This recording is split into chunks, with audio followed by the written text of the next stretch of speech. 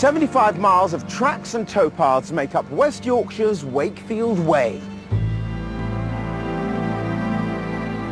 Encircling the city of Wakefield, the trail winds through a landscape shaped and scarred by centuries of industry. But as industry has retreated, the emphasis has been on regenerating the communities and reclaiming the land.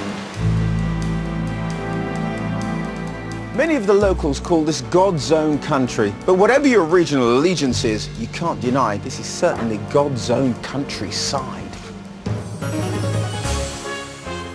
In today's programme, a land once given entirely to farming and industry is now embracing leisure and artistry. A performance from members of this year's Yorkshire Championship Brass Band and hymns from a congregation gathered in Wakefield Cathedral.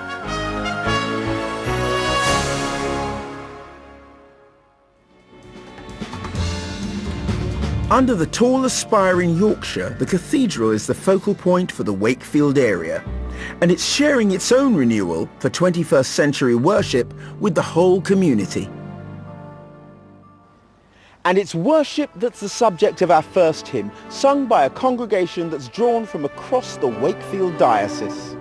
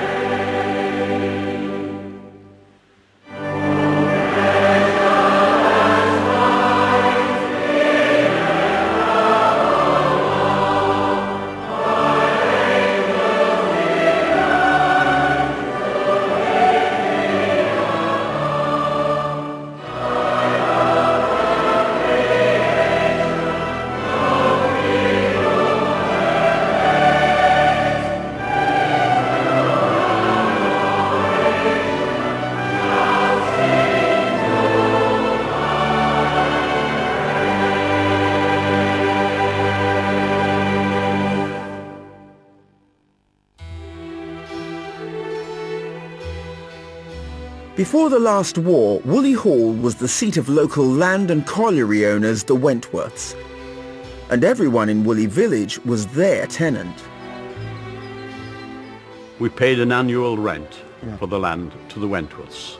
We knew our place, but it was kindly.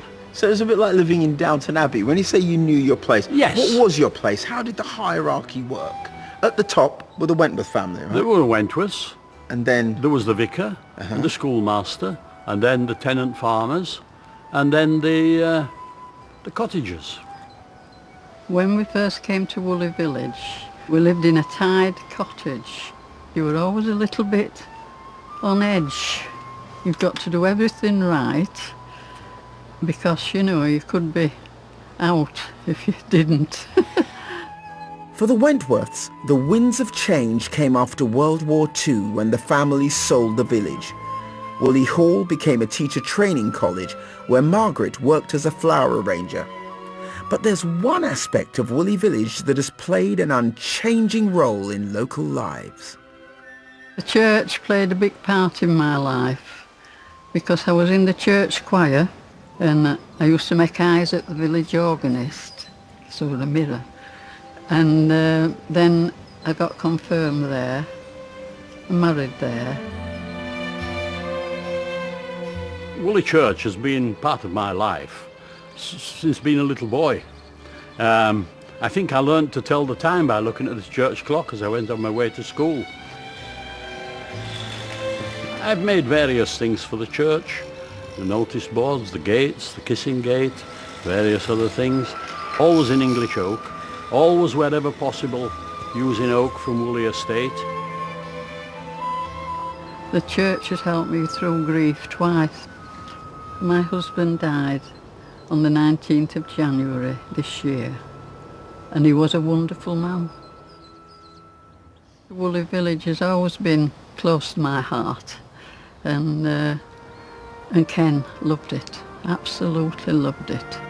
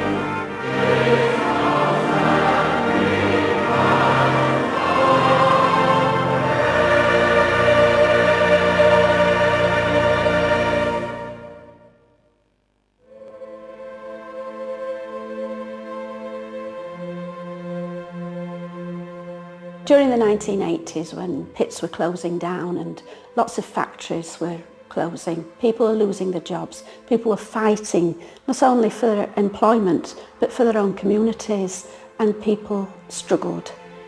During that time I was a head teacher in a small village school, and children were coming to school hungry. I personally took this very hard. Not only for my school children, but for my community at home in Castleford. And everything that was going on in the parish made me very depressed, and I had a breakdown. As I recovered, I was surrounded by people who wanted to love me and care for me. And it's that working together of everyone's efforts, which I think is the love of God. It's not a sentimental, soft thing, this love. It's a tough, hard-working thing, and it's in all of us that want to do good. As part of her recovery, Alison devoted her energies to rebuilding the community she cared so much about. She became involved in the Castleford Heritage Trust, a project to redevelop the area. They've built a new bridge across the river, added fishing platforms, but Alison's pride and joy is the flour mill, which the Trust has bought for the town. 2 years ago when they closed the mill, it was a real blow. It was another part of our industrial heritage gone, and we weren't prepared for that. And our intention is to use this lovely building to continue milling and to tell the story of our industrial and social heritage in order to help young people especially to be proud of this community and who they are, to be proud of their roots and their story. Because some children, they were ashamed to say they came from this community. We are God's hands in the world, and it's that love that motivates us, and certainly motivates me to want to make this a better place for the people of our town today, for visitors that come here, and for our children in the future. Proud of their history and heritage at the heart of the former mining village of South Empsall, the Carlton-Maine Frickley Colliery Band has championed local culture and community for well over a century. This was them in 1912. Today, they're one of the top 10 bands in the world. But more important to them, they're this year's Yorkshire champions. So here's the quintet from the Carlton-Maine Frickley Colliery Band playing a tune called Gresford. It was inspired by a Welsh colliery disaster, but it's been adopted everywhere simply as the Miners' Hymn.